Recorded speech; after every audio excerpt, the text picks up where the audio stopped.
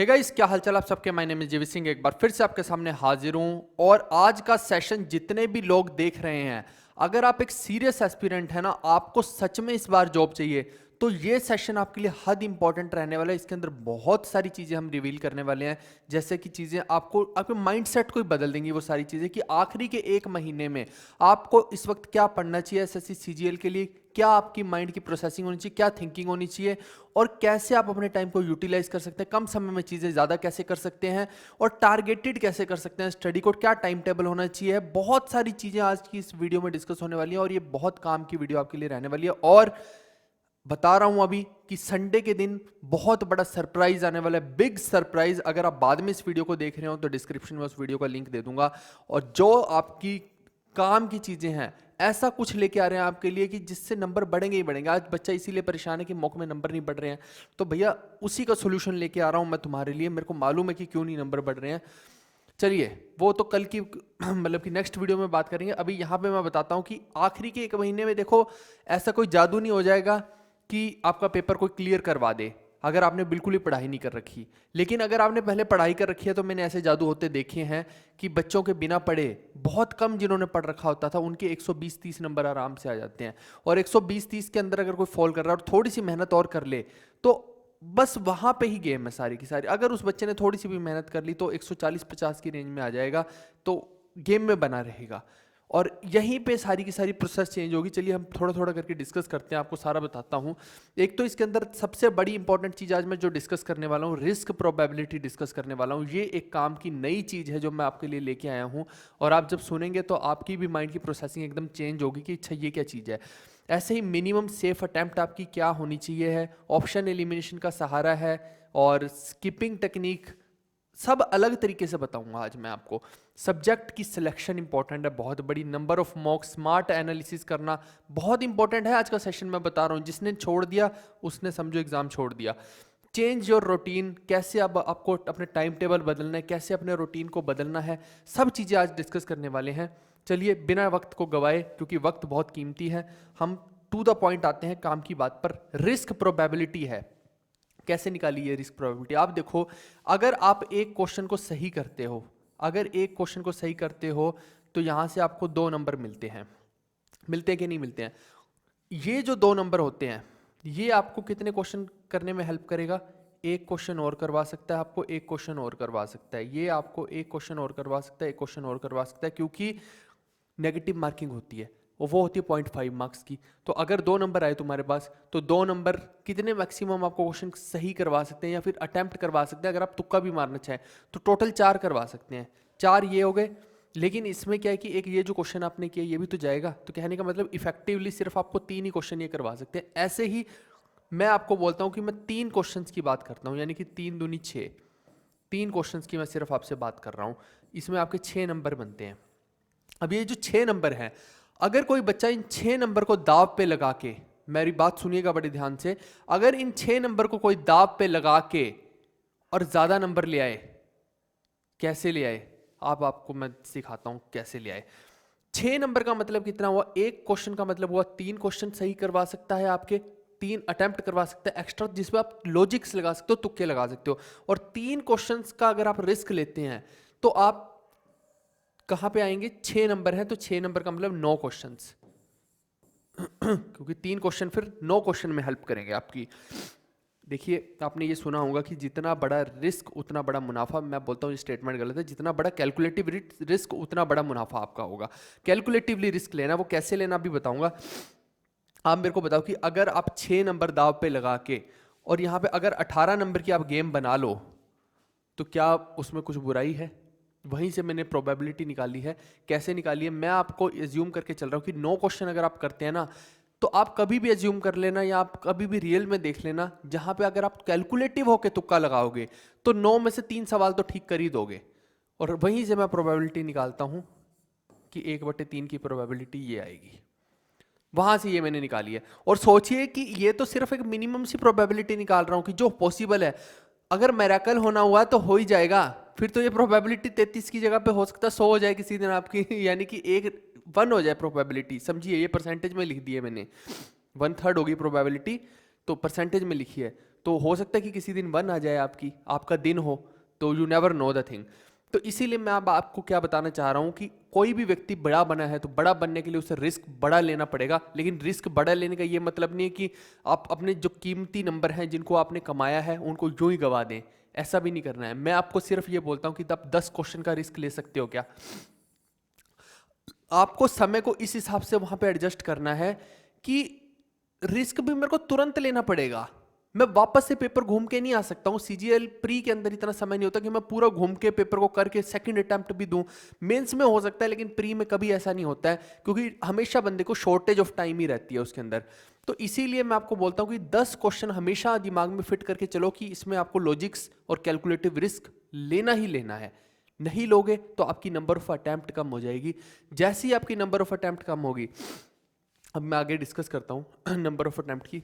मान लीजिए कि एक बच्चा है जो अगर लॉजिक्स लगाता है तो 85 क्वेश्चन कर सकता था, लेकिन उस महानुभाव ने सिर्फ 60 ही किए। मेरे को बताओ कि 60 करके क्या उखाड़ लेगा। सिर्फ 120 बनते हैं, और इसमें भी अगर एक्यूरेसी ना हुई तो 120 भी नहीं बनने तुम्हारे, हो सकता है 100 110 पे गाड़ी निपट जाए, तो वो वैसे भी बाहर हो आप। तो वहां पे आपको अपना दिमाग यूज करना है कि भैया जब मैं ऐसे ही बाहर हूं तो मैं रिस्क क्यों नहीं ले रहा हूं, मैं तो वैसे ही बाहर हूं उसमें। तो अगर आप 80 के पास क्वेश्चन कर रहे हैं, 75 से 80 के ऊपर, मैं तो 75 को भी कम मानता हूं, आप 75 प्लस में अगर जा रहे हैं तब आपको रिस्क कम लेना चाहिए। तब आपको बड़ा कैलकुलेटिव होकर रिस्क लेना चाहिए कि अब मेरे को ज्यादा क्वेश्चन में रिस्क नहीं लेना, मैं 8 या 9 क्वेश्चन में रिस्क लेके और अपनी गेम बना सकता हूं। और मैं उनमें रिस्क ले लेता हूं कि जहां पे मेरे को लग रहा है एक्चुअली रिस्क लेना चाहिए। मैथ्स में आप रिस्क नहीं ले पाओगे ज्यादा, आपको रिस्क कहां पे लेना पड़ेगा, इंग्लिश में, जीएस में, रीजनिंग में बहुत बड़े रिस्क लिए जा सकते हैं, लॉजिक के साथ सोचा जा सकता है, लेकिन वो एकदम से नहीं आएगा, वो आपको प्रैक्टिस के साथ आएगा। तो वही चीज है कि आपको अपनी अगर गेम बनानी है, गेम में बने रहना है, तो सिंपल और स्ट्रेट फंडा मैं बता रहा हूं, रिस्क मैनेजमेंट आपको करनी आनी चाहिए। अगले 30 दिन है आपके पास, अगर नहीं सीखे ना 30 दिन में रिस्क मैनेजमेंट, तो गेम खत्म। आज सीजीएल वैसा नहीं रहा जैसा पहले रहा, ठीक है। तो इसीलिए आपको बोल रहा हूं ये चीज, बाद में रिग्रेट करोगे, ये बात को याद रखना तुम लोग। और जीएस, इंग्लिश, रीजनिंग का ही मैंने बोला है कि लॉजिकल गेम है। आपको मॉक्स लगाने कौन से हैं, मैंने पहले भी बताया कि सीएचएसएल के चाहे स्टूडेंट हैं, आप देखिए कि कितने ज़्यादा, लगभग 7 लाख के ऊपर स्टूडेंट्स दे चुके हैं। 381 इसके मॉक टेस्ट अवेलेबल है, फ्री टेस्ट 23 अवेलेबल हैं। और ऐसे ही आप सीजीएल के देखिए तो लगभग 10 लाख के आसपास, 10 लाख ही हुए ना ये, नहीं ये तो भैया करोड़ में जा रहे हैं, ठीक है। तो इतने लोग दे चुके हैं भैया, ये तो कमाल की चीज़ है बहुत सारे लोग दे चुके हैं। और ऐसे ही इसमें 367 टेस्ट अवेलेबल है। तो कहने का मतलब है कि अब लगाने कौन से है वो भी अभी मैं बताता हूँ इसके अंदर। तो ये अगर आपने नहीं लिया तो GV10 कोड यूज़ करके आप ले सकते हैं, 360 रुपीज़ का पड़ जाएगा, और 12 महीने की वैलिडिटी है। डिस्क्रिप्शन में इसका भी मैं लिंक प्रोवाइड कर दूंगा, तो आप चेक कर लेना इसको, ठीक है। अब मैं थोड़ा थोड़ा आपको लेके चलता हूँ आगे। अभी बताऊंगा कि कैसे क्या पढ़ना चाहिए और क्या मॉक टेस्ट लगाने चाहिए। अभी बहुत कुछ बताने वाला हूँ, काम की वीडियो है इसीलिए बोल रहा हूँ कि पूरी देख लेना। जीके की मैं जब बात करता हूं तो अब मैं बोलूंगा कि इस वक्त जो सबसे पीक टाइम है, जो सबसे हाई टाइम आपको देना चाहिए, वो जीके को देना चाहिए। अगर आप जीएस को टाइम नहीं दे रहे इस वक्त, तो आप अपना लॉस कर रहे हैं, क्योंकि यही चीज है जो आपको अब बूस्ट कर सकती है। मैथ्स को इस वक्त टाइम देना इस महामूर्खता।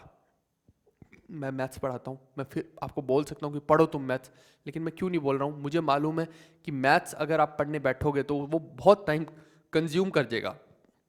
ऑलरेडी मैथ्स की मैंने आपको जैसे अरिथमेटिक की टारगेटेड पीडीएफ्स दी, तो अब आप सिर्फ ये देख सकते हैं कि मेरे को पढ़ना क्या है। अब टू द पॉइंट उस सिलेक्शन को पढ़ लीजिए, नहीं तो फिर बहुत समय खराब हो जाएगा। आपको बड़ा स्मार्टली सोचना है अभी, क्योंकि बहुत कम समय है। ऐसी जब मैं इंग्लिश की बात करता हूँ तो इस वक्त रटने वाली चीजें, one word substitution, idiom, phrase, vocab, ये है करने वाला, समझे। और रीजनिंग में मैं बोलूँगा कि सिर्फ और सिर्फ प्रीवियस ईयर को प्रैक्टिस करो। और अभी आपको बताता हूँ कि रीजनिंग में और क्या क्या चीज़ें पकड़नी चाहिए, अभी थोड़ा सा वेट करो, बस बता रहा हूँ। और मैथ्स में मैंने बता दिया कि टारगेटेड रहिए ज़्यादा। अभी ये मत सोचिए कि ये चैप्टर नहीं आता, वो नहीं आता, सब आता है तुम्हें, सब आता है अगर आपने पढ़ रखा है, बस आप ऐसे ही भूल रहे हो क्योंकि आपके ऊपर प्रेशर क्रिएट हो रहा है।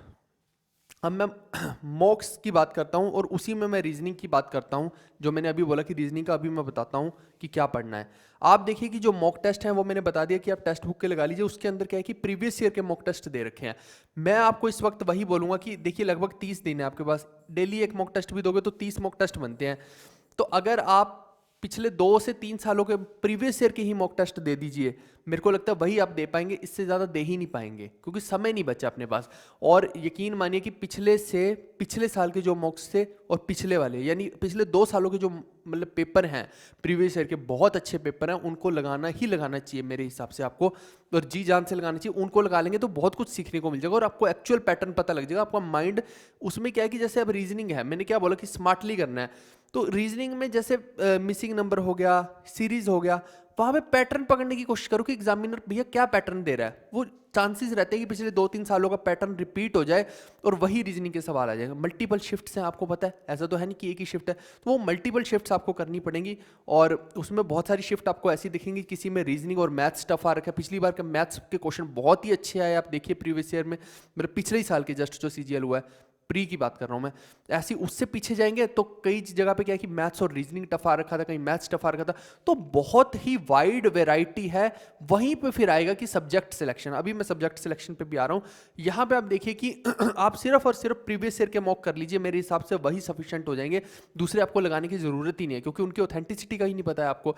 और स्मार्ट एनालिसिस कैसे करनी है आप मेरे को बताओ कि अगर पिछले मान लो आज से 2 साल पहले का मॉक टेस्ट लगा रहे हो, वहां पे जीके का जो स्टैटिक पोर्शन है अगर आप एनालिसिस कर रहे हो उसको तो थोड़ा पढ़ लो, लेकिन अगर आप उसमें करंट अफेयर को पढ़ने लग गए तो भैया वो मूर्खता होगी कि नहीं होगी। आप करंट अफेयर याद करने लग गए, मान लो उसमें से हर शिफ्ट में 6-6 क्वेश्चन आ रखे हैं, मान लो 10 शिफ्ट है, आपने 60 क्वेश्चन मान लो करंट अफेयर के याद कर लिए फालतू में, भैया वो उस टाइम के करंट अफेयर थे, अब थोड़ी आएंगे वो करंट अफेयर। तो ये अपना दिमाग लगाने कि आपको कहाँ पे टाइम वेस्ट हो रहा है और कहाँ पे आपका टाइम बच रहा है। आपको अगर लगता है कि कोई 2 सेट्स ऐसे हैं जिनके अंदर लगभग सेम सेम सा पैटर्न है तो आप उनको मिस भी कर सकते हैं, वो ऐसे तो पता नहीं लगेगा, थोड़ा अटेम्प्ट करेंगे तो पता लगेगा और हो सकता है कि वहाँ से आपका एनालिसिस का टाइम भी बच जाए। तो बहुत कुछ आपको इसमें कैलकुलेटिवली सोचना पड़ेगा इस वक्त, इस टाइम को यूटिलाइज करने के लिए। ठीक है, अब एक मैंने अभी क्या बताया था आपको, एक बड़ी काम की चीज़ बता रहा था यार, हाँ सब्जेक्ट सिलेक्शन की मैं बात कर रहा था ना, आगे नहीं दिया क्या सब्जेक्ट सिलेक्शन, ठीक है यहीं पे बता देता हूँ आपको।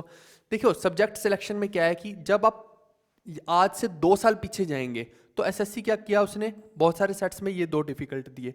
अब ये आपको चूज करना है कि आपको कहाँ पे गेम बनानी है। आपको क्या इतना नहीं समझ आएगा कि थोड़ा सा करते करते ही समझ आ जाता है, 4-5 क्वेश्चन करते ही कि भैया यहाँ तो गड़बड़ है, तो गड़बड़ है तो पहले इन दोनों को करो। अब इंग्लिश और जीएस कितनी भी टफ बना दें, काला अक्षर भैंस बराबर, लेकिन अब ऐसा होगा नहीं क्योंकि हम आपके लिए कुछ लेके आ रहे हैं ना। मैं बोल रहा हूँ ना कि कुछ लेके आ रहा हूँ आपके लिए खतरनाक, तो एक दिन का बस वेट कर लो, आपके पास हाजिर होगा और उसमें देखेंगे। अभी तक किसी ने वो चीज़ आपको प्रोवाइड ही नहीं की है जिससे कि आपका स्कोर यूं बूस्ट होगा। जीके के अंदर मैं बोल रहा हूँ, जीके की खतरनाक चीज़ लेके आ रहे हैं मार्केट में। लोग अभी सोच नहीं जो रहे ना, हम 6 महीने साल भर पहले सोच लेते हैं चीज़ों को, तो वही चीज़ कर रहे हैं हम। बहुत समय लगाया उसमें, हमने रातों की नींद हराम की है मैंने खुद ने। 3-3 घंटे सो रहा हूँ मैं, पिछले 1 महीने से सिर्फ 3-3 घंटे 4-4 घंटे सो रहा हूँ।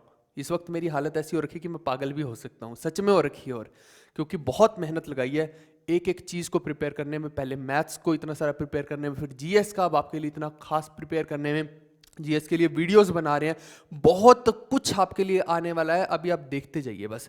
तो कहने का मतलब है कि इन दोनों को पहले अटेम्प्ट करेंगे तो आपका समय बच सकता है, क्योंकि लगभग आप 50% पेपर, 2 सेक्शंस अगर अटेम्प्ट कर लिए तो 50% पेपर अपने अटेम्प्ट कर लिया। इसका मतलब हाई लेवल ऑफ कॉन्फिडेंस। अगर आप सिर्फ इन दोनों में अटक गए तो ये दोनों इतने कई बार खतरनाक आ जाते हैं, इनके अंदर 5-5, 6-6 सवाल ऐसे आ जाते हैं जो आपका टाइम खराब करने में पूरी भूमिका निभाएंगे। 5 सवाल मान लो मैं रीजनिंग में ऐसे डाल देता हूँ, 5 मैथ्स में, ये 10 सवाल आपको 1 घंटा निकाल सकते हैं। मैं बता रहा हूँ आपके पास आखिरी में 10 मिनट ना बचेंगे, और फिर ना रीजनिंग होगी ना मैथ्स होगा, और ये दोनों को तो भूल जाइए। तो इतना हाई लेवल प्रेशर काहे को अपने झेलना।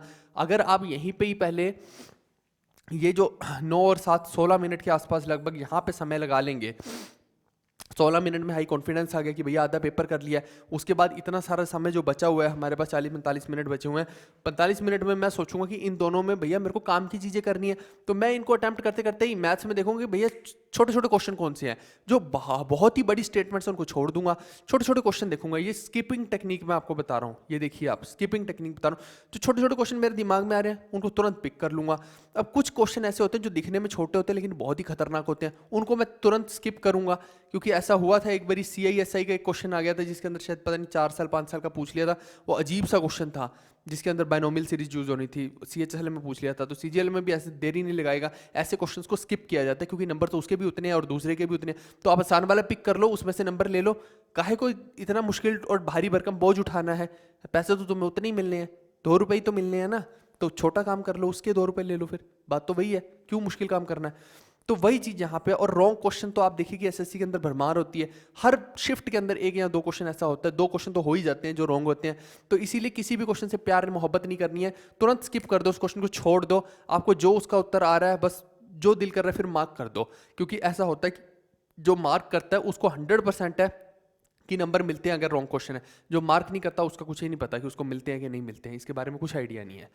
तो इसलिए मार्क जरूर कर दीजिए। तो ये हो गया आपका सब्जेक्ट सिलेक्शन, ठीक है। नंबर ऑफ मॉक टेस्ट पहले बता दिया, एनालिसिस बता दिया। अब आगे बढ़ते हैं हम। अच्छा, इसमें जो है इसमें टाइम मैनेज जरूर कर लीजिएगा, ये आपको मैं बार बार बोल रहा हूँ कि अगर रीजनिंग में क्वेश्चंस कुछ डिफिकल्ट आ रखे हैं तो उनको पहली गो में स्किप कर दो। कोशिश यही करो कि 10-15 मिनट में जो मैक्सिमम आप रीजनिंग का पार्ट कर सकते हैं, क्योंकि फिगर्स वगैरह वाले क्वेश्चन होते हैं वो ईजिली हो जाते हैं।